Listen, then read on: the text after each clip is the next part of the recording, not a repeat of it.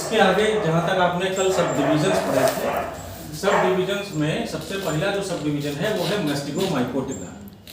मैस्टिगोमाइकोटिना में बताइए क्या पहचान थी मैस्टिगोमाइकोटिना की? ज़ूस्पोर का बनना, मोटाइल ज़ूस्पोर का पाया जाना सब डिवीजन मैस्टिगोमाइकोटिना की खास बात है। सब डिवीजन मैस्टिगोमाइकोटिना में फिर हम चार कैरेक्टर देखते हैं, चार लक्षण हमें फिर नजर आते हैं। एक पोस्टीरियरली यूनिफ्लैजेलेट, मतलब एक आपको ऐसा फंजाई नजर आए जिसके दो भाग हों। एक भाग वो जहां से वो भोजन को ग्रहण करता है, यानी भोजन यानी फूड मटेरियल को ऑब्टेन करता है, उसको उस भाग को हम कहते हैं एंटीरियर। क्या कहते हैं? एंटीरियर।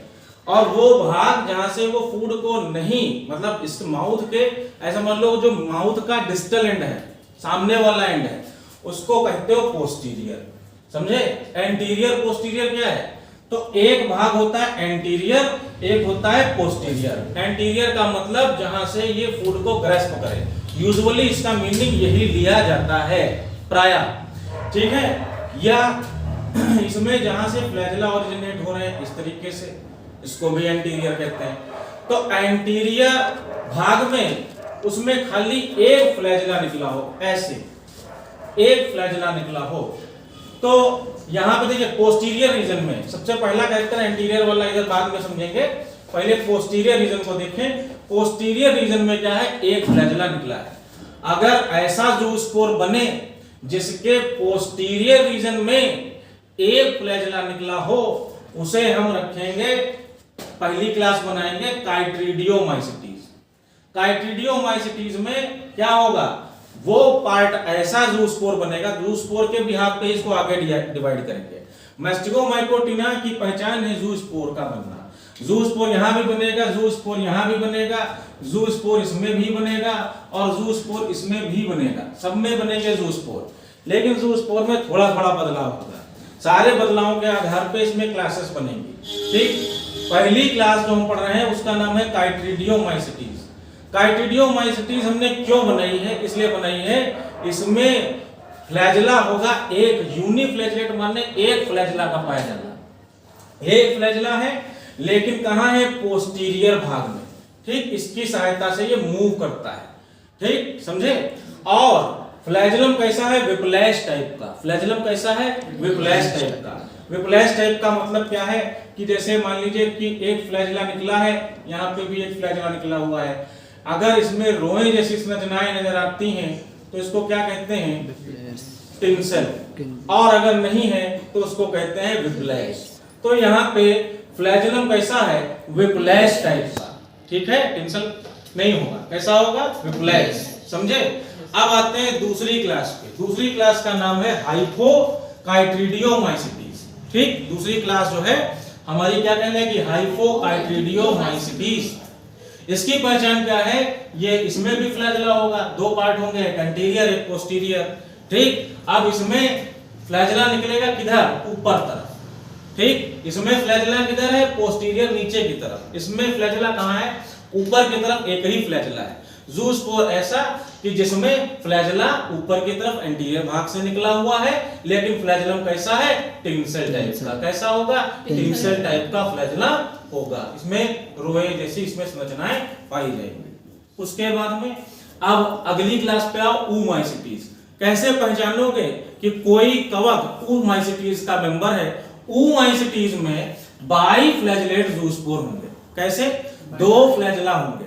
अब इसमें होता क्या है? पोस्टीरियर भाग में भी है, इसमें देखिए एक भाग बनेगा पोस्टीरियर और एक भाग बनेगा एंटीरियर, दोनों में एक एक फ्लैजेला।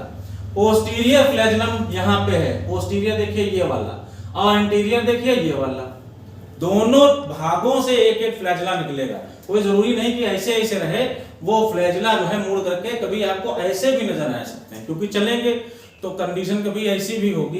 तो एक एंटीरियर से निकला हुआ दिखाई दे, एक पोस्टीरियर से निकला हुआ दिखाई दे, उसको कहेंगे बाई फ्लैजेलेट। बाई माने दो, दो फ्लैजेला जिसमें पाए जा रहे हैं, ऐसा ज़ूस्पोर कहलाएगा हमारा बाई फ्लैजेलेट। किसमें जाएगी? क्लास क्या कहलाएगी? ऊमाइसिटीज। और लास्ट में इसमें भी हमारे दो फ्लैजेला निकलेंगे, लेकिन ये कंडीशन होती है, इसको कहते हैं हम लोग हेटेरोनॉट कंडीशन। हेटेरोनॉटियन स्वार्मर्स हैं। हेटेरोनॉटियन का मतलब यह है, हेटेरोनॉट कंडीशन का मतलब ये होता है कि एक फ्लैजेला हो बड़ा और दूसरा फ्लैजेला हो छोटा। ये एक साथ में भी पाए जा सकते हैं, दो फ्लैजेला, मतलब एक ही जगह पे इसमें दो फ्लैजेला निकले हो, ज़ूस्पोर ऐसा बने जिसमें एक ही जगह से दो फ्लैजेला निकले हो, एक बड़ा हो और एक छोटा हो, तो इसको कहते हैं हेटेरोनॉट कंडीशन। हेटेरो माने अलग अलग होना, होमो माने सेम, होमो माने सेम, और हेटेरो माने होता है अलग अलग। जैसे एक फ्लैजेला का बड़ा हो जाना, दूसरे का छोटा हो जाना। इस तरीके के जो हमारे फंजाई होंगे उनको हम अगली क्लास में क्लासिफाई करते हैं, वो है प्लाज्मोडियोफोरोमाइसिटीज। क्या नाम है? प्लाज्मोडियोफोरोमाइसिटीज। तो कितनी क्लासेस बनी? 4। मैस्टिगोमाइकोटिना में कितनी क्लासेस? 4। कौन कौन सी? काइट्रिडियोमाइसिटीज, हाइपोकाइट्रिडियो, बड़ा आसान है। काइट्रिडियो के बाद में हाइपोकाइट्रिडियो, फिर उसके बाद में ऊमाइसिटीज और प्लाज्मोडियोफोरो। प्लाज्मोडियोफोरो सब में माइसिटीज लगाते चले जाओ, बन जाएंगी काइट्रिडियोमाइसिटीज, हाइपोकाइट्रिडियोमाइसिटीज, ऊमाइसिटीज और प्लाज्मोडियोफोरोमाइसिटीज। अब इसके आगे आपको ग्रेजुएशन के लेवल पे क्या करना होता है, सब में इसके ऑर्डर्स तक क्लासिफिकेशन करना होता है। It is recommended by universities norm.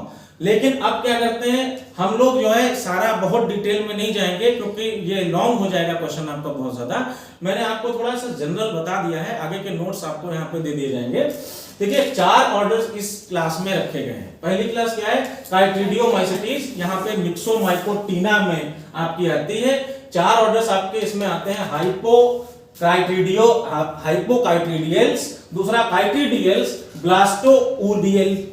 ब्लास्टोउलियल्स और लास्ट में आपकी आती मोनोब्लिफेरियडियल्स। ये आपके जो है 4 इसमें ऑर्डर आते हैं। इन ऑर्डर्स की आपको बहुत ज्यादा आवश्यकता नहीं पड़ती याद करने की, क्योंकि जो है इतने लेवल पे आप क्लासिफिकेशन इसका करते नहीं, क्योंकि आपके ये सिलेबस में नहीं है।